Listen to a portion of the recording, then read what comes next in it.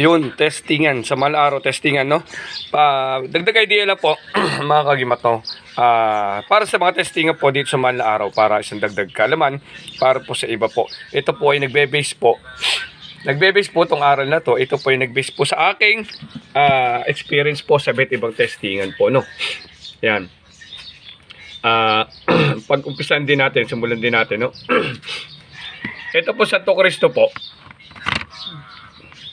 May mga history po nito na hindi pinuputukan at nililisan ng bala. Yan po mga naging history nito. Ang alitagtag po, ang history po nito ay talaga po, magaling din po talaga po sa hindi pinuputukan ng barel at saka po lihes, kaligtasan, no? Magaling po yung mga yan. Pero ang pinaka-history po talaga nitong Santo Cristo po at saka ng alitagtag po ay hindi talaga pinuputukan ng baril po, no? History. Tapos ito po, pitong Arkangheles. Ang history po ng pitong Arkangheles more in Cabal po. Ang history po ng mga testingan po sa pitong Arkangheles po, kalimitan po, tinatamaan po siya, pero hindi po siya nasisira. Tapos mamaya bibigyan ko idea yung mga tinamaan po, tsaka hindi tinamaan, para bibigyan ko po na idea, no? Ito po, pitong Arkangheles ay more in Cabalan po, no? Bibigyan idea mamaya, no? Agimat, no? Ito po, ang Tres Pico, nubing natin, ang naging history po nito ay hindi po tinatamaan, nililisan po siya ng bala. Ito po, history. Nakapagpa-testing na tayo nito. Ang Santo Cristo po, nakapagpa-testing na tayo nito sa Amerika po. Nagpadala na po tayo sa Amerika nito, hindi po pinutukan sa Amerika. Ang alitagtag po, matagal na po history. Hindi pinuputukan. Ang Tres Pico po ay nagpa-testing na po tayo nito nung nakaramal araw, napabigay na po sa mga tropa po. Ganito po ang nibing din po na cross ay ang nag-history naman po ng cross na wala pong Kristo, no? Ay lis bala po, no? Hindi nililisan po ng bala. Itong pitong Arkangheles ay Cabal po tinatamaan pero hindi siya nasisira. At ang Bato Omo po ay ganun din po, more in Cabal, ang Bato Omo. At Susuat Kabibi po, more in Cabal din po, no? Wala pa po masyadong lumalabas. Ang alam ko po, pagkakala ko, hindi ko kakamalit. Ang Bato Omo po ito, medyo nasa aquarium po natin kay Marumi. Ang Bato Omo po, tsaka ang Kabibe, para sa dagdag kalaman po ng iba, ito po ay lamang po talaga naging history ay Cabal. Tinatama po sila, pero sila po ay hindi nasisira. Ayan. Opo. Ayan, tingnan nyo naman yan, ano lang po yan, madali madurog po yan, pero pag tinamaan po siya, hindi po siya nasisira sa bala. Yan po naging history po niyan. Kalimitan po sa Bato Omo at saka sa mga Kabibit Suso, yan po yung mga tinatamaan po, pero hindi po sila nasisira. More in Cabal po siya. Wala pang history na hindi po pumutok sa Omo at saka sa ano po, sa Kabibe. Opo, kung ako hindi nakakamali po, no? Sa Malitagtag po, tsaka Santo Cristo, mga hindi po pumuputok talaga. Sa Roma Tres Pico, tsaka po sa anibing na ganito po, na anubing, parehas po ay history po ay hindi po tinatamaan, nililisan po ng bala. At ang ating White Lake Line, nagkaroon po ng history to na hindi nililisan ng bala, at nagkaroon po ng history na hindi pinutukan po dito po sa Batangas, Calamayor Grande. Yan. Yan po. And ano po, history dito, kailangan kung saan nyo po gagamitin, doon nyo po, ihilingin nyo po sa kanya kung saan nyo gagamitin. Opo. Pag sa bala, sa negosyo, sa negosyo.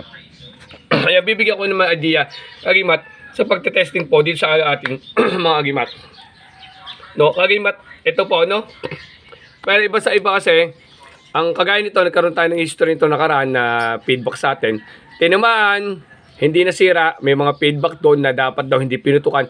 Kung aral po nila ganun, hayaan po natin. Pero history po nito, kahit tamaan po siya, hindi po siya nasisira. Yun po, more in history po talaga.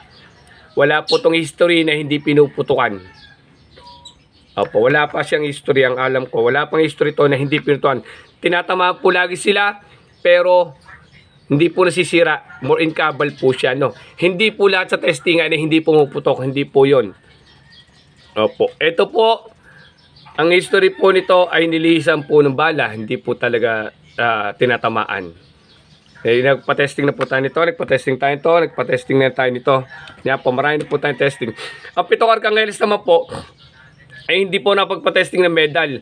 Ang napatesting po natin, yung taladro po natin, yung bagbago lang din tayo nag-spiritual, nilatag po natin siya ng buo. Pag sa panyo po, ilatag nyo ng buong ganito po.